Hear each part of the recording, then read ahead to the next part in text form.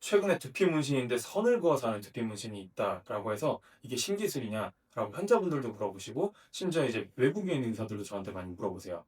특히 이제 한국 같은 경우에는 뭐가 좋다라고 하면은 이 사람 저 사람 다 이제 시작을 하면서 그거에 대해서 또 적극적으로 홍보를 하는 편이잖아요. 그렇기 때문에 우리나라에서 특히 관련된 릴스라든지 홍보 영상들을 많이 만들어내다 보니까 외국 의사들도 보고 궁금해하더라고요. 제가 방금 말씀드린 것에 눈치를 챘겠지만 이제 외국 의사들이 저한테 물어봤다라는 것은 제가 이제 해외 학회에서 워낙 이 관련된 강의를 많이 했었기 때문에 이 사람들이 물어보는 것이거든요. 하나하나 좀 설명을 드려보겠습니다. 이게 신기술이냐?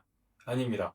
이것은 두피 문신은 2001년도부터 시작을 해서 굉장히 오래된 시술이고요. 이건 역시 한국에서 몇몇 시술자라기보다는 아카데미를 운영하는 사람들이 좀 적극적으로 홍보를 하면서 많이 알려지게 되었지, 의사들이 아주 옛날부터 해왔던 시술입니다. 장비 역시 옛날에 했던 시술 장비 그대로인데요. 오히려 제 생각에 두피 문신을 하는 사람들보다 몸에 그림 그리는 서화 타투라는 사람들이 훨씬 더 기술의 레벨도 높고 더 정직하다고 볼 수 있습니다. 이 사람들이 가지고 있는 이 기술에 아주 여러 가지 점선면을 표현할 수 있는 방식 중에서 점을 표현하는 부분만 두피에 가지고 오는 것이 지금까지 한국 두피 문신 시술입니다. 그런데 점선면을 표현할 수 있다고 했잖아요. 이 중에 선과 면 역시 두피에 표현할 수가 있는데요. 면은 머리카락이 있는 부분이기 때문에 매우 부자연스러운 결과를 낳을 수도 있고 기존의 문항을 손상시킬 수 있기 때문에 피하는 편입니다. 근데 가끔 선 같은 경우에는 저도 종종 사용을 해왔는데요. 큰 흉터라든지 아니 머리카락이 너무 없는 좀 넓은 흉터 같은 경우에는 점과 선을 섞어서 쓰면은 굉장히 좀 자연스러운 결과가 나옵니다. 그런데 아주 주의해서 사용을 해야 됩니다. 왜냐하면 이 선 같은 경우에는 결국 선이라는 것은 뭐냐면 점들의 집합체입니다. 그러면 여러 가지 점을 찍어서 하나의 선으로 이어준다라는 것인데요.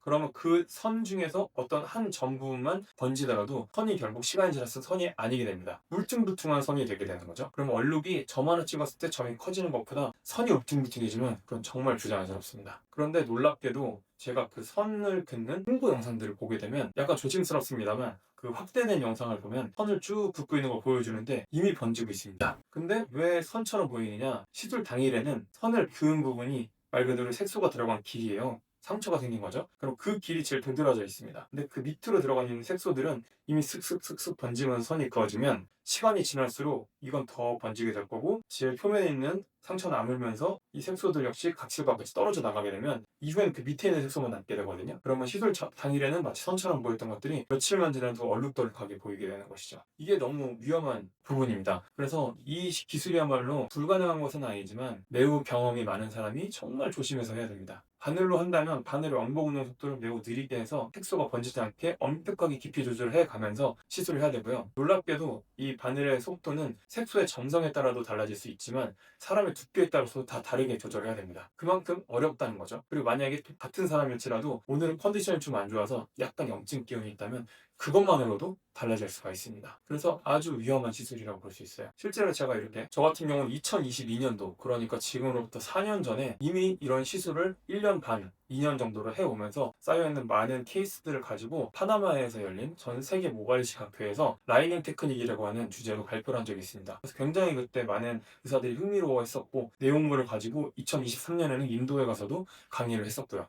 관련돼서 태국이라든지 미국이라든지 이런 의사 선생님들한테도 많이 알려준 사례가 있습니다. 근데 이제 그분들도 다 그 부분을 굉장히 조심해 했었고요. 그리고 이번에도 그래서 왓츠앱을 통해서 저에게 물어본 혹은 뭐 DM으로 물어본 제 동료 해외 의사들이 물어보길래 이거는 뭐 새로운 기술도 아니고 새로운 장비가 나온 것도 아니다. 기존에 있던 것으로 하되 요즘 부쩍 이걸로 바이럴을 많이 하는 것 같다. 그 이유는 한국이 이제 합법화가 되었기 때문에 경쟁이 더 치열해졌기 때문이다. 더 새로운 어떤 테크닉을 가져와서 더 새롭게 마케팅을 하지 않으면 도태될 수가 있기 때문에 그렇다라고 말씀을 드리는데 사실 이거는 제 생각엔 좀 위험한 생각인 것 같아요. 뭐 새롭고 좀 달라 보인다라고 해서 시도를 한다는 것은 결과도 좋다면 당연히 좋겠죠. 근데 대부분은 내가 이 결과에 대해 책임질 수 있는 실력이 준비가 안 되어 있는데도 좀 빨리 마케팅을 하기 위해서 서둘러서 달려드는 경우가 많아요. 그러면 그 결과의 어떤 피해는 환자들이 다 보게 되어 있습니다. 그래서 실제로 최근에 부쩍 그 선을 잘못 그어서 문제가 생겨서 내원을 하시는 환자분들이 많이 있습니다. 저희 병원에 와서 이제 재벌을 상담을 한다거나 아니면 이걸 커버업을 할 수 있는지 이런 것들을 물어보시는데 사실 저는 결과물을 볼 때마다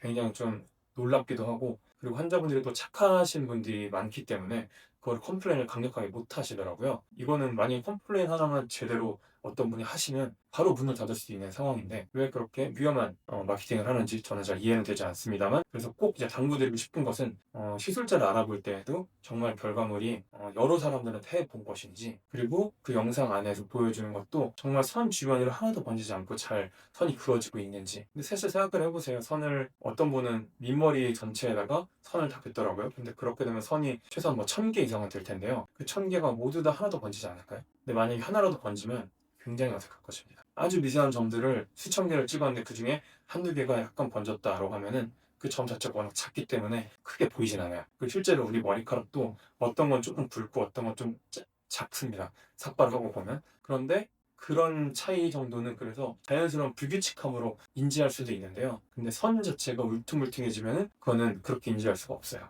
우리 머리카락 중에 약간 쭈쭈바처럼 이렇게 울퉁불퉁해진 머리카락이 있나요? 없습니다. 특히 삭발한 머리라면 다 그렇겠죠. 그래서 굉장히 이 시술을 할 때는, 그리고 받을 때는 아주 신중해야 됩니다. 네, 그래서 오늘은 이제 선을 긋는 테크닉에 대해서, 선을 긋는 두피문신 방식에 대해서 이게 정말 새로운 것인지 어떤 새로운 장비로 하는 것인지, 이것이 정말 문제가 없는 시술인지에 대해서 알아보았습니다. 다시 한번 말씀드리지만 잘하는 분이 하면 문제 없습니다. 근데 아주 어려운 시술이라는 것만 다시 한번 확인하시면 되겠습니다.